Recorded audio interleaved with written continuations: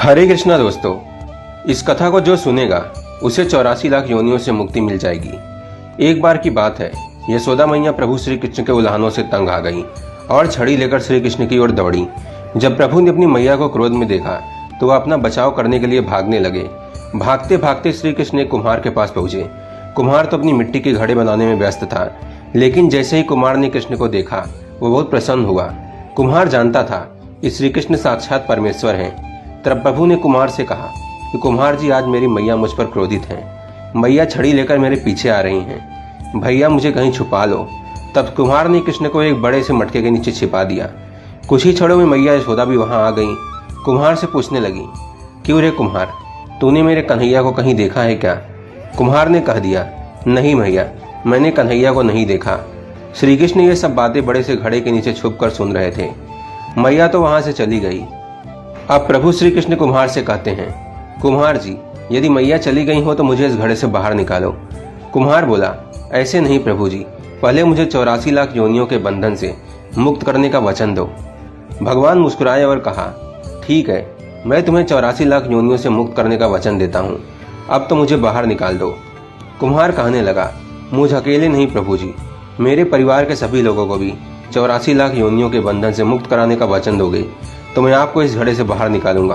प्रभु जी कहते हैं, चलो ठीक है, उनको भी 84 लाख योनियों के बंधन से मुक्त होने का मैं वचन देता हूँ। अब तो मुझे घड़े से बाहर निकाल दो। अब कुम्हार कहता है, बस प्रभु जी, एक विनती और है, उसे भी पूरा करने का वचन दे दो तो मैं आपको अपने घड़े से बाहर निकाल दूंगा। भगवान बोले, वो भी बता दे, क्या कहना चाहते हो? कुम्हार कहने लगा, प्रभु जी, जिस घड़े के नीचे आप छुपे हो उसकी मिट्टी मेरे बैलों के ऊपर लाद के लाई गई है। मेरे इन बैलों को भी 84 लाख बंधन से मुक्त करने का वचन दो। भगवान ने कुम्हार के प्रेम पर प्रसन्न होकर उन बैलों को भी 84 लाख के बंधन से मुक्त होने का वचन दिया।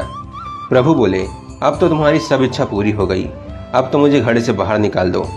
तब कुम्हार कहता है, अभी नहीं भगवान, बस एक अंतिम इच्छा और है, उसे भी पूरा कर दीजिए। और वो ये है कि जो भी प्राणी हम दोनों के बीच के इस संवाद को सुनेगा उसे भी आप 84 लाख योनियों के बंधन से मुक्त करोगे। बस यह वचन दे दो, मैं आपको इस घड़े से बाहर निकाल दूंगा। कुम्हार की प्रेम भरी बातों को सुनकर प्रभु जी कृष्ण बहुत खुश हुए और कुम्हार को इस इच्छा को भी पूरा करने का वचन दिया। फिर कुम्हार ने बाल श्री कृष्ण को घड़े से बाहर निकाल दिया। उनके चरणों में साष्टांग प्रणाम किया। प्रभु जी चरण धोए और चरणामृत पिया। अपनी पूरी झोपड़ी में चरणामृत का छिड़काव किया और प्रभु जी के गले लगकर इतना रोए कि प्रभु में ही विलीन हो गए। जरा सोच कर देखिए, जो बाल श्री कृष्ण 7 कोस लंबे चौड़े गोवर्धन पर्वत अपनी इकोनी उंगली पर उठा सकते हैं, तो क्या वो एक घड़ा नहीं उठा सकते थे?